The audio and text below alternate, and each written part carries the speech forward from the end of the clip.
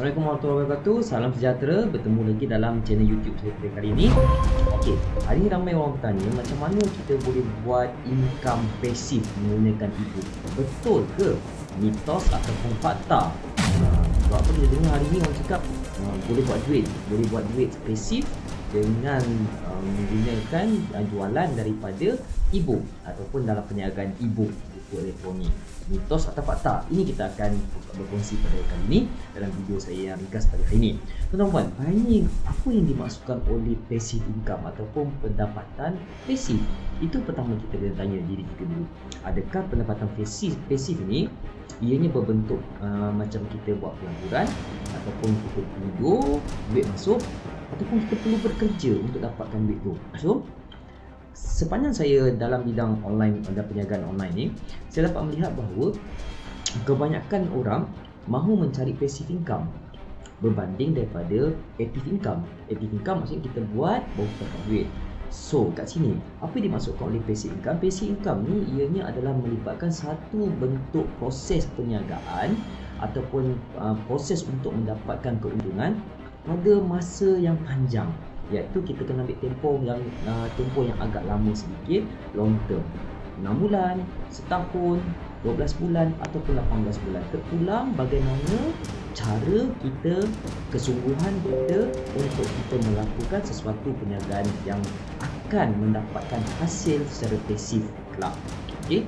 Kalau kata kita malas, kalau kata kita slow, kita banyak benda-benda lain yang kita tidak fokus, ianya akan memberi kesan kepada target kita untuk mendapat passive income. Tidak dapat dinafikan kita nak passive income, kita nak tidur, rehat, umur kita pun makin meningkat. So, tenaga kita tidak sekuat sewaktu umur kita muda. So, kita perlukan income yang kita boleh menjalani pendapatan tanpa kita aktif membuat kerja-kerja untuk mencari keuntungan seperti waktu kita muda dahulu. So, bagi saya, tiada jalan pintas untuk kita buat income. Hari ini ramai yang give up, ramai yang putus asa apabila mereka meletakkan harapan yang tinggi, tuan-tuan. Kita meletakkan harapan yang tinggi untuk mendapat income pasif yang cepat. Itu antara yang ramai, antara lebih kurang dalam kajian saya, lebih kurang dalam 70 ke 80% gagal, give up pada peringkat awal kerana nak berhasrat untuk nak jadi cepat, nak cepat kaya, nak cepat dapat income pasif, tidak sabar. So, ini yang terjadi, tuan-tuan. So, tidak ada shortcut. Kita kena ingat, tuan-tuan, kita kena ingat bahawa jika kita ada impian untuk mendapat pendapatan pasif ataupun passive income, satu dia punya rules yang jangan kita langgar adalah passive income akan kita dapat apabila ianya mengambil tempoh yang panjang, iaitu satu proses long term, not the short term. Jika kita anggap ini adalah short term untuk kita membuat duit yang banyak, anda tidak boleh mempunyai impian untuk mendapat passive income. So, tiada jalan pintas.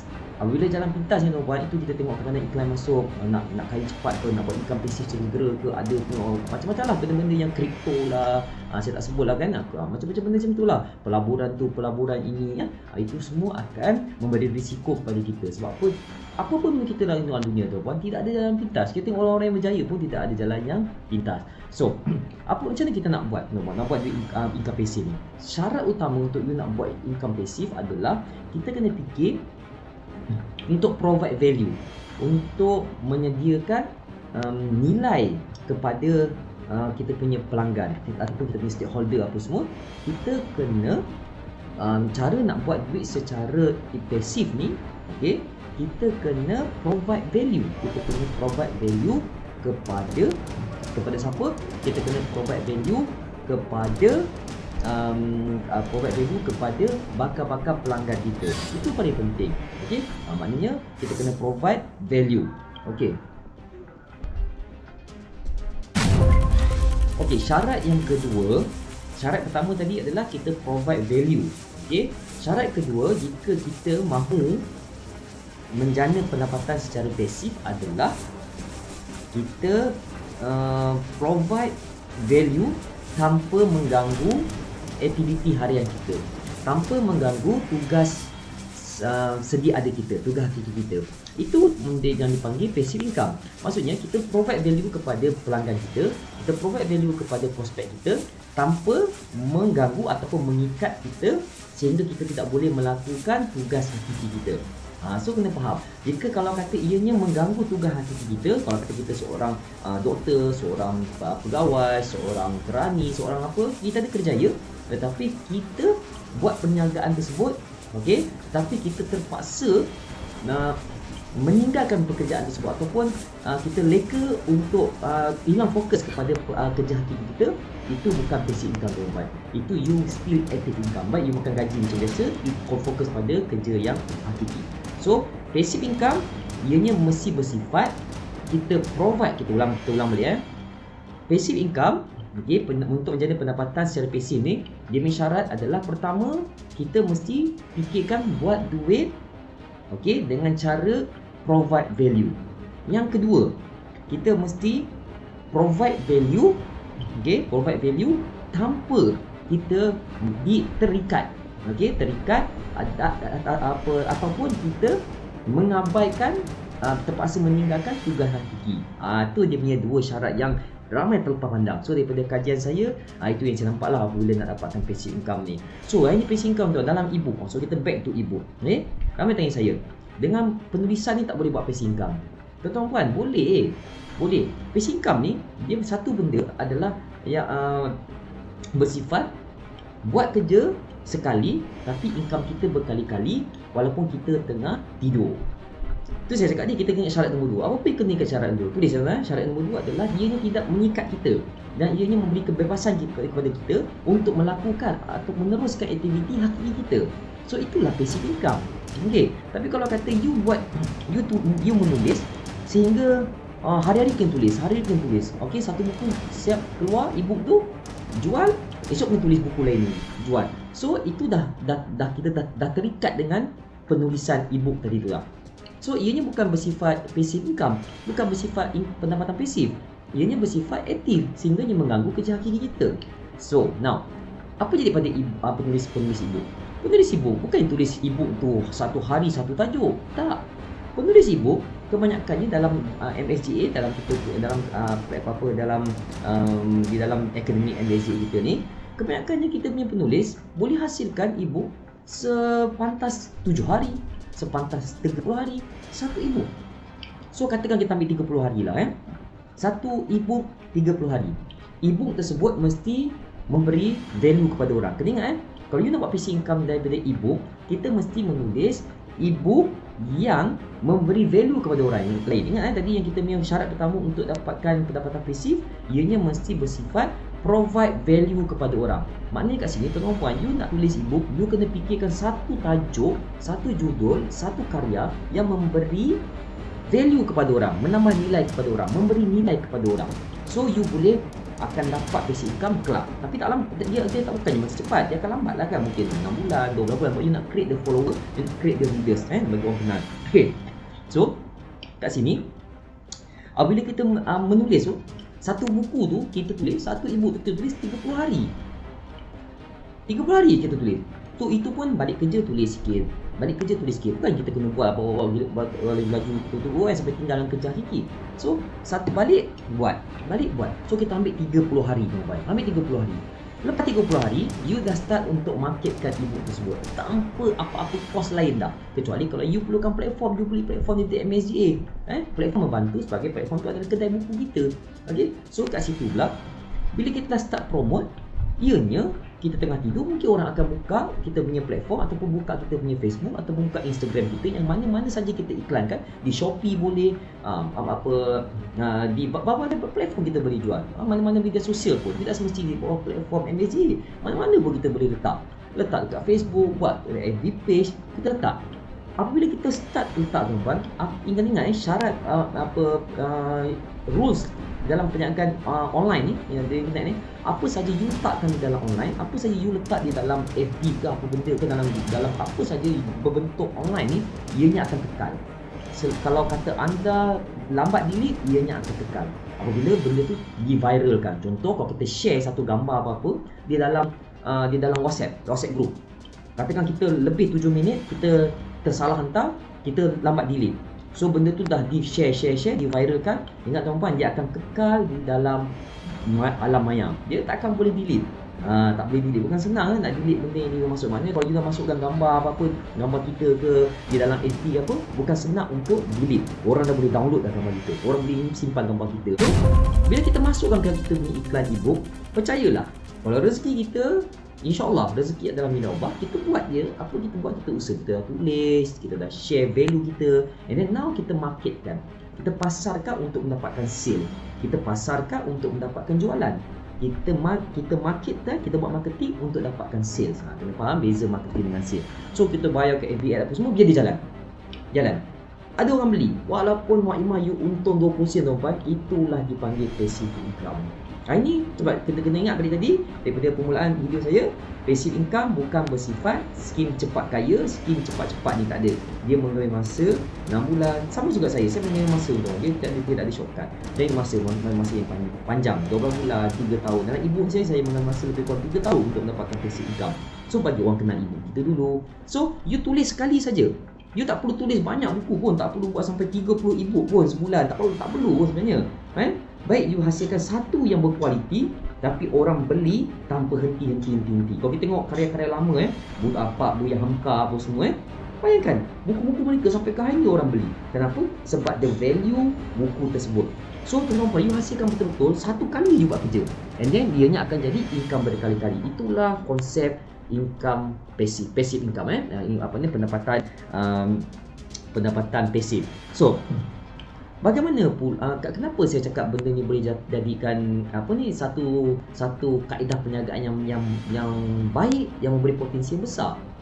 Kerana ia ini tidak melibatkan kos yang banyak. Once you dah masukkan di dalam media sosial, dia dah diiklankan, you tak perlu print gambar, anda tak perlu print nak pelanggung kerugian, tak apa-apa.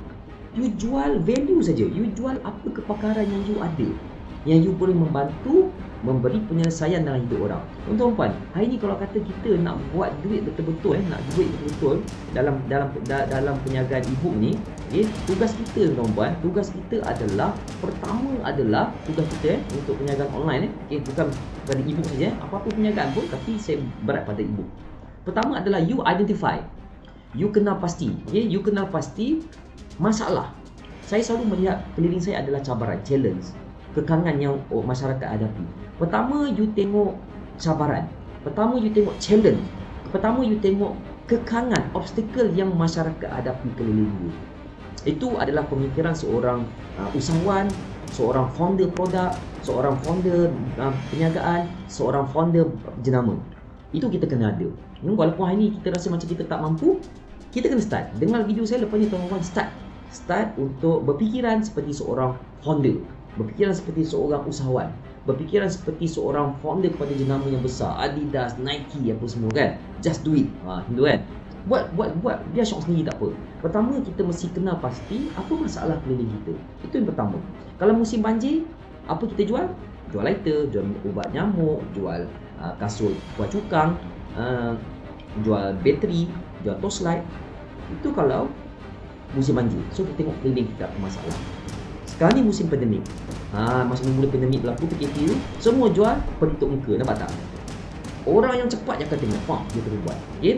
Now, yang kedua, bila you dah kenal pasti masalah, kedua you cari how to solve. Macam mana kita nak bantu menyelesaikan masalah tu. Sebagai seorang founder kepada perniagaan, apa-apa perniagaan pun, you kena fikirkan macam mana you nak settlekan, macam mana you nak selesaikan masalah yang timbul di kalangan masyarakat, di kalangan pengguna tadi. You fikirkan jalan dia. Dan yang ketiga, apabila you dapatkan jalan dia, you kenakan charge. So sama jalan ibu tadi. You tengok masalah keliling, ramai pengantin baru tak pandai masak. So kita pandai masak. Kita pandai masakkan kampung, kita tulislah ibu tentang masakan untuk menyelesaikan masalah cabaran yang terjadi kepada pengantin-pengantin baru yang perempuan tak reti masak kan. So kita tulis ibu tersebut 30 hari, 1 hari 10 resepi, 1 hari 30 hari 30 resepi, tak mengganggu kerja kan. So ianya masih tidak melanggar, not against our passive income punya rules. Okay? Ianya tidak mengikat kita, ianya tidak menghalang kita untuk melakukan kerja hati kita. That's a passive income. So kat sini you tulis 30 hari dapat 30 resepi, and then you start selling lah. start marketing and you start apa jualan, then you get the payment dari situ, dapat keuntungan dari situ. So itulah charge-nya. You kena pasti masalah, ramai pengantin tak boleh masak. Kedua, you cari jalan penyelesaiannya, ya ebook. Share dalam ebook dalam 30 hari. Dan yang ketiga, you kenakan charge. Maksudnya orang beli ebook you kena charge kan, so you kenakan charge. Kalau orang tu tak pandai nak iklankan dia punya produk, you ada kepakaran untuk buat FB ads, FB page. You pandai media sosial, you fikirkan jalan dia, buat macam mana nak bagi media sosial tu pantas. Dan yang ketiga, you kenakan charge untuk buatkan media sosial dia menarik, buatkan website untuk dia. You pandai buat video. You tengok keliling ni ramai orang nak buat marketing, ramai nak jadi YouTubers, tetapi tak pandai buat video yang cantik. So you dah kena pastikan, dah identify dia punya masalah, dia tak tahu nak buat video yang cantik, tapi berniat untuk jadi YouTubers. So pergi nombor 2, selesaikan masalah dia dengan kepakaran kita ada. Kita ada base, part video lah, apa benda semua kan. Kita boleh ajar, kita selesaikan. Dan ketiga, kita kenakan charge lah. Charge kepada perkhidmatan kita, charge kepada khusus yang kita buat. So apa lagi kita menariknya apabila kita dalam perniagaan ebook nombor 4. Okay, semasa akhir video ni saya bagi satu lagi bonus. Satu lagi bonus saya bagi adalah dengan menghasilkan ebook, kita boleh bina jenama. Okay, kita boleh bina jenama, malah kita boleh anjurkan kursus.